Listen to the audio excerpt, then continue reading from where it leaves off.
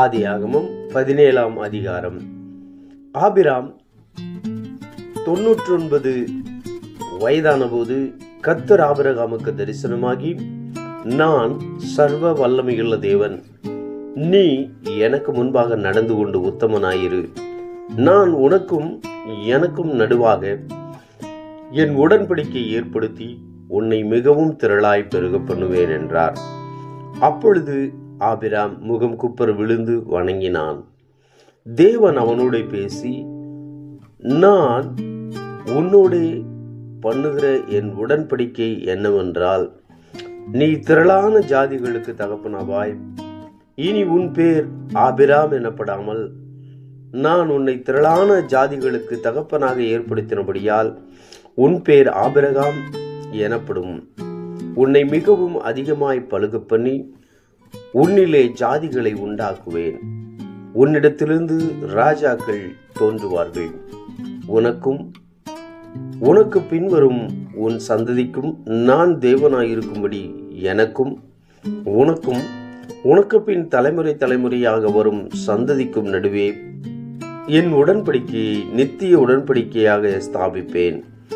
நீ பரதேசியாய் தங்கி வருகிற கானான் தேசம் முழுவதையும் உனக்கும் உனக்கு பின்வரும் உன் சந்ததிக்கும் நித்திய சுதந்திரமாக கொடுத்து நான் அவர்களுக்கு தேவனாயிருப்பேன் என்றார். பின்னும் தேவன் ஆபிரகாமை நோக்கி, இப்பொழுது நீயும் உனக்கு பின் தலைமுறையாக வரும் உன் சந்ததியும் என் உடன்படிக்கையை கைக்கொள்ளுங்கள். எனக்கும் உங்களுக்கும் உனக்கு பின்வரும் உன் சந்ததிக்கும் நடுவே உண்டாகிறதும் நீங்கள் கைக்கொள்ள வேண்டியதுமான என் உடன்படிக்கை என்னவென்றால், உங்களுக்குள் பிறக்கும் சகல ஆண் பிள்ளைகளும் விருத்த சேதனம் பண்ணப்பட வேண்டும். உங்கள் நுனித்தோளின் மாம்சத்தை விருத்த சேதனம் பண்ண கடவீர்கள். அது எனக்கும் உங்களுக்கும் உள்ள உடன்படிக்கைக்கு அடையாளமாயிருக்கும்.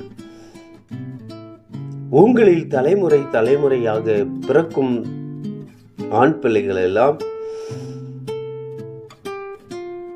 8ஆம் நாளிலே விருத்த சேதனம் பண்ணப்பட வேண்டும். வீட்டிலே பிறந்த பிள்ளையும் உன் வித்தல்லாத அந்நியனிடத்தில் பணத்திற்கு கொல்லப்பட்ட எந்த பிள்ளையும் அப்படியே விருத்த சேதனம் பண்ணப்பட வேண்டும். உன் வீட்டிலே பிறந்த பிள்ளையும் உன் பணத்திற்கு கொல்லப்பட்டவனும் விருத்த சேதனம் பண்ணப்பட வேண்டியது அவசியம். இப்படி என் உடன்படிக்கை உங்கள் மாம்சத்திலே நித்திய உடன்படிக்கையாக இருக்க கடவுது. நுனித்தோளின் மாமிசம் விருத்த சேதனம் பண்ணப்படாதிருக்கிற நுனித்தோளுள்ள ஆண் பிள்ளைகளாயிருந்தால் அந்த ஆத்துமா என் உடன்படிக்கை மீறினபடியினால் தன் ஜனத்தில் இராதபடிக்கு அறுப்புண்டு போவான் என்றார். பின்னும் தேவன் ஆபிரகாமை நோக்கி, உன் மனைவி சாராயை இனி சாராய் என்று அழையாதிருப்பாயாக. சாராள் என்பது அவளுக்கு பேராயிருக்கும். நான் அவளை ஆசீர்வதித்து அவளாலே உனக்கு ஒரு குமாரனையும் தருவேன். அவள் ஜாதிகளுக்கு தாயாகவும் அவளாலே ஜாதிகளின் ராஜாக்கள் உண்டாகவும் அவளை ஆசீர்வதிப்பேன் என்றார். அப்பொழுது ஆபிரகாம் முகம் குப்புற விழுந்து நகைத்து, 100 வயதானவனுக்கு பிள்ளை பிறக்குமோ, 90 வயதான சாராள் பிள்ளை பெறுவாளோ என்று தன் இருதயத்தில் சொல்லிக்கொண்டு, இஸ்மவேல் உமக்கு முன்பாக பிழைப்பானாக என்று ஆபிரகாம் தேவனிடத்தில் விண்ணப்பம் பண்ணினான். அப்பொழுது தேவன், உன் மனைவியாகிய சாராள் நிச்சயமாக உனக்கு ஒரு குமாரனை பெறுவாள். அவனுக்கு ஈசாக்கு என்று பெயரிடுவாயாக. என் உடன்படிக்கையை அவனுக்கும் அவனுக்கு பின்வரும் அவன் சந்ததிக்கும் நித்திய உடன்படிக்கையாக ஸ்தாபிப்பேன். இஸ்மவேலுக்காகவும் நீ செய்த விண்ணப்பத்தை கேட்டேன். நான் அவனை ஆசீர்வதித்து அவனை மிகவும் அதிகமாக பலுகவும் பெருகவும் பண்ணுவேன். அவன் 12 பிரபுக்களை பெறுவான். அவனை பெரிய ஜாதியாக்குவேன். வருகிற வருஷத்தில் குறித்த காலத்தில் சாராள் உனக்கு பெறப்போகிற ஈசாக்கோடே நான் என் உடன்படிக்கையை ஏற்படுத்துவேன் என்றார். தேவன் ஆபிரகாமோடே பேசி முடிந்த பின்பு அவர் அவனை விட்டு எழுந்தருளினார்.